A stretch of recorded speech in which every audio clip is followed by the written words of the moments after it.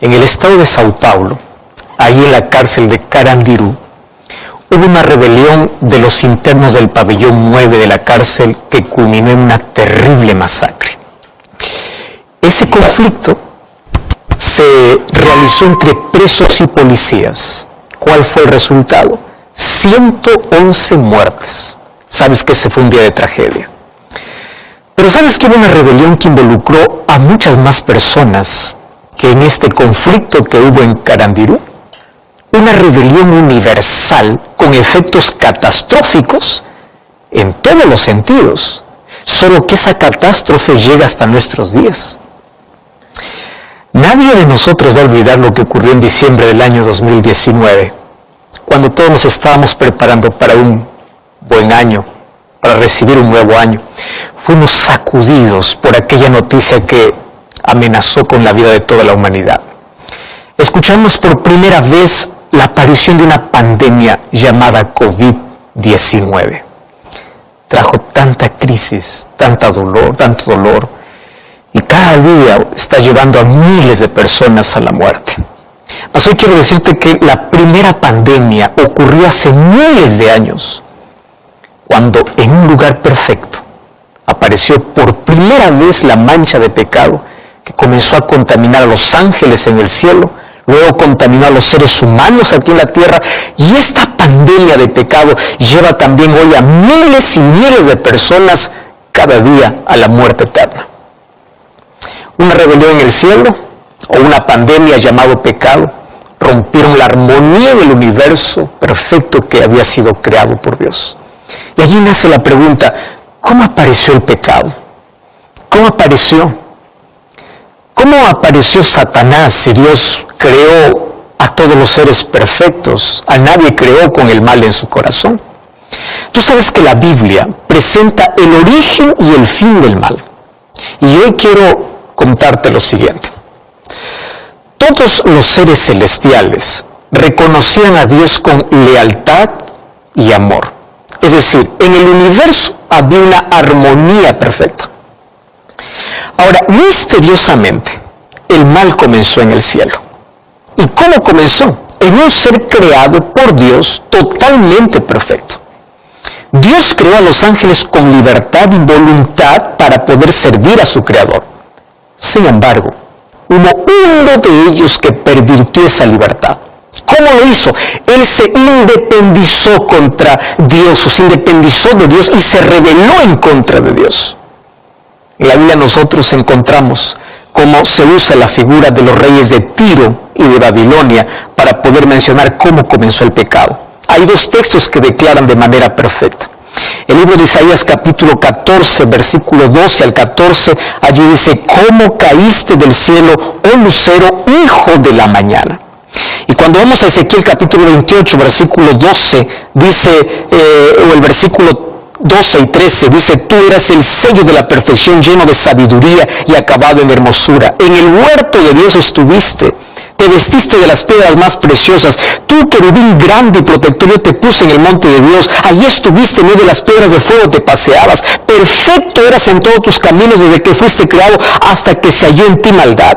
A causa de la multitud de tus contrataciones fuiste lleno de iniquidad. Se enalteció tu corazón a causa de tu hermosura. Corrompiste tu sabiduría a causa de tu esplendor. Y yo te arrojaré por tierra, delante de los reyes te pondré para que miren en ti. ¿Sabes que el pecado comenzó en un ángel que tenía cualidades muy especiales? Aquí te menciono algunas. En primer lugar, era un querubín protector. Así dice. Ahora, ¿quién es un querubín? Un querubín es alguien que tiene una posición privilegiada entre los ángeles. O sea, ellos están directamente en la presencia de Dios. El libro de Isaías capítulo 37, versículo 16, dice que Dios habita en medio de los querubines. ¡Wow! Ellos están directamente en la presencia de Dios. Número 2, el texto dice que Él fue creado perfecto. Ezequiel capítulo 28, el versículo 15, dice, perfecto eres en todos tus caminos. Este ángel tenía un prestigio y su nombre significaba portador de luz. Y él tenía gloria. Claro que tenía gloria. Perfecto eras en todos tus caminos. Ahora, mira lo interesante. La tercera característica es que estaba lleno de hermosura y de sabiduría. Eso dice Ezequiel 28:12. O sea, antes de su rebelión, Lucifer era un ángel noble, era el primero en honra, su forma era perfecta, su porte era majestuoso, una luz especial resplandecía en su rostro y brillaba. Sin embargo, el orgullo, la envidia y el egoísmo corrompieron su carácter. En su egoísmo, él codició ser igual a Dios, quiso ser adorado como Dios. Isaías 14:13 dice, él dijo en su corazón, yo subiré a lo alto y ahí haré mi trono. Él deseaba el poder y la posición de Dios. Y allí en el cielo comenzó a contaminar la mente de los otros ángeles. ¿Y cómo lo hizo? Distorsionando el carácter de Dios.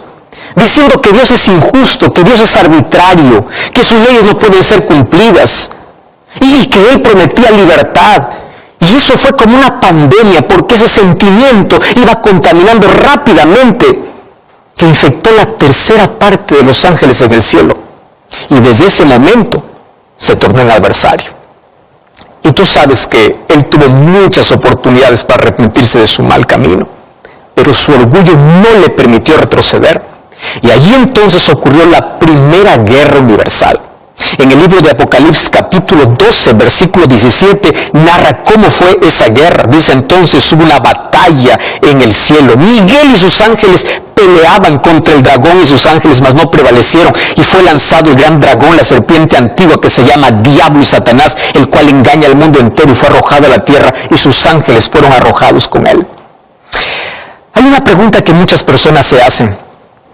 ¿Por qué Dios no destruyó a Satanás cuando se rebeló? Y la respuesta es muy sencilla. Si Dios hubiese destruido a Satanás, se hubiese generado una duda en el universo. Y la duda sería, ¿por qué Dios lo destruyó? ¿Acaso Satanás tenía razón y Dios quiso silenciar? Por eso Él permitió que el tiempo pueda revelar ante el universo cuál es el verdadero carácter de Dios y la maldad que había en el enemigo. Pero ¿sabes una cosa? El pecado es un misterio. ¿Cómo es que se contamina un corazón perfecto? Sin embargo, nosotros sabemos que Dios creó seres libres y seres inteligentes para que ellos voluntariamente puedan servirle por amor. Mas uno de ellos eligió rebelarse. Dios también creó a Adán y Eva en la tierra. Y Dios, cuando creó a Adán y Eva, no los creó como robots programados para obedecer. Los creó como seres libres e inteligentes, igual que los ángeles. Pero entonces viene la pregunta, ¿cómo puedes probar que eres libre? Cuando la libertad es puesta a prueba. Por eso es que ellos tenían que pasar una pequeña prueba. En el libro de Génesis capítulo 2, versículos 16 y 17, dice que Dios colocó allí en medio del huerto un árbol que le dijo, ustedes no podrán acercarse ni comer de este fruto. Ahora, ¿por qué digo que es una pequeña prueba? Porque hubiese sido difícil si Dios hubiese dicho así, solo del fruto de un árbol podrán comer y de todo lo demás está prohibido. Mas ahora le dice, de todo podrán comer menos de uno. Ahora, esa pequeña prueba demostraría su lealtad y su amor para servir a Dios. Era la pequeña prueba de obediencia para hacer el uso inteligente de la libertad que Dios les había dado. Mas ellos fueron advertidos de que había un maligno.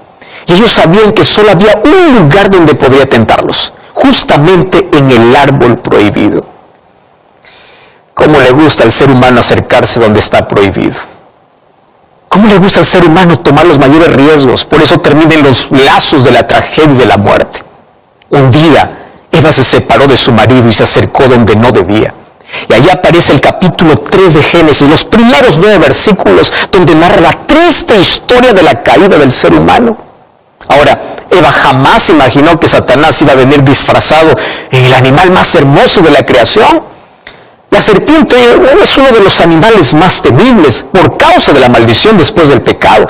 Pero en el jardín del Edén, la serpiente era el animal más hermoso. No se arrastraba, ella volaba. Y ahora aparece hablando con Eva. Y Eva es seducida por el diablo, porque esa es la especialidad del diablo. Primero, disfrazarse en lo más bonito para luego seducir. Satanás hoy continúa con la misma estrategia. Y sabes que Satanás, él nunca muestra la cara. Él se esconde siempre detrás de lo que atrae y lo hace para luego seducir y llevar al ser humano a la muerte. Si quiere arruinar la vida de una señorita, puede seducirla detrás de un joven hermoso para que lo aparte de Dios. Si quiere arruinar la vida de un joven, puede aparecer detrás de una joven muy linda para separarlo de Dios. Satanás seduce a las personas a través de un lugar, de una persona, de un vicio. Todo aquello que te separa de Dios es usado por Satanás. Por eso tú puedes cortar todo aquello que no te ayuda a crecer, todo aquello que te impide estar cerca de Dios. Satanás apareció disfrazado y lo primero que colocó allí en la mente de Eva fue la duda. ¿Con qué Dios os ha dicho? Tú sabes que la duda siempre será una de las mayores armas de Satanás. Lo mismo quiso hacer con Jesús allí en el desierto de la tentación. Él, cuando se presentó a Jesús en la primera tentación, dice, si eres el Hijo de Dios. Cuando el Padre le había dicho allí en el bautismo, tú eres mi Hijo amado. Ahora viene Satanás diciendo, si eres el Hijo de Dios. Allí en el jardín del Edén, Dios había dicho que el día que coman del fruto van a morir. Ahora viene Satanás y dice, ustedes no van a morir. Es que el enemigo tiene una manera interesante de poder colocar esa semilla en nuestra mente y es a través de nuestros sentidos. Tú sabes que nuestros sentidos son las puertas del corazón y a través de los sentidos el corazón se llena. Ahora tú decides qué puerta abrir y qué puerta cerrar, porque todo aquello que entra por nuestros sentidos es aquello que está llena nuestra mente. Mira cómo allí en el jardín del Edén se usaron los 5 sentidos. Número 1 dice que Eva vio del fruto, vio. Número 2, escuchó la serpiente. Número 3, tomó del fruto, palpó. Y número 4, comió. O sea, los 5 sentidos. Ahora, Eva colocó su apetito por encima de la palabra de Dios. El pecado fue un acto consciente. Ella eligió creer a Satanás antes que a Dios. Ella aceptó la propuesta que la serpiente le dijo, ustedes serán como dioses. Ella se colocó de parte de Satanás al aceptar vivir independiente de Dios. Y eso es lo que hoy quiere Satanás. Eso es lo que hoy llena Satanás en la mente de miles de personas. Los seduce a través de los sentidos y les propone vivir lejos de Dios, una vida de libertinaje, una vida sin reglas. Una vida donde el apetito está por encima de lo que Dios dice, donde los sentimientos son más importantes que la palabra de Dios.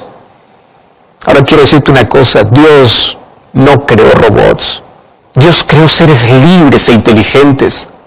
Por eso en el nombre de Dios te digo, el mejor uso de tu inteligencia es usar bien tu libertad para escuchar la voz de Dios, para elegir vivir con Dios.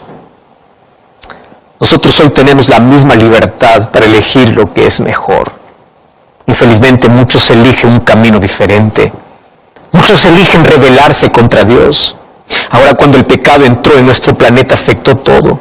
Porque el pecado fue como un virus que fue transmitido rápidamente. La Biblia en Romanos capítulo 3, versículo 23 dice, por cuanto todos pecaron.